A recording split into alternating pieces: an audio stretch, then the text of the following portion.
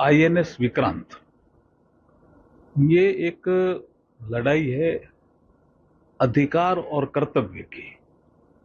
राजीव गांधी जी ने यह समझा कि चाहे सेना की चीज भी क्यों न हो, नौसेना की भी क्यों न हो, ये तो हमारी है। तो उन्होंने छुट्टी मनाने के लिए उसका उपयोग किया। वो उपयोग नहीं था, दुरुपयोग था। और ये समझते हुए क्या है तो हमारा है, एक अधिकार का भाव था।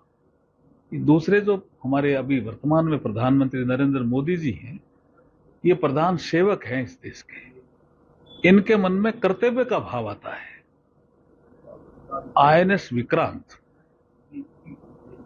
कल जब वो वहां गए नौसेना और दिवाली मनाई, और रक्षा के क्षेत्र में हमने किस तरह से आत्मनिर्भर भारत बनाया, इस दिशा में जब आगे वो बोल रहे थे तो वो भाव एक अलग था। रक्षा क्षेत्र में आत्मनिर्भर हमें बनना है, ये भाव था। आईएनएस विक्रांत उसका प्रतीक था। ये कर्तव्य बोध कराने वाला भाव है। और उनका जो राजीव गांधी का भाव था वो था अधिकार क्षेत्र का। ये मेरे अधिकार क्षेत्र की बात है, मैं छुट्टियों में भी प्रयोग करूं तो ये मेरा काम है। ये नरेंद्र मोदी जी का नहीं है।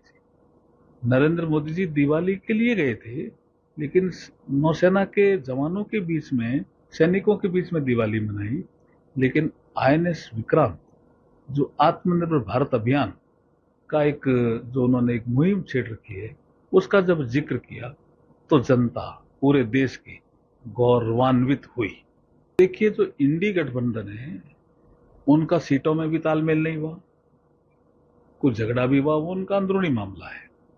चुनाव अब उठ गया है, पहले चरण के नॉमिनेशन और सारी प्रक्रियाएं समाप्त हो गई, और सुशासन और विकास, इन दो मुद्दों पर चुनाव लड़ा जा रहा है। उसमें एनडीए गठबंधन बहुत आगे है।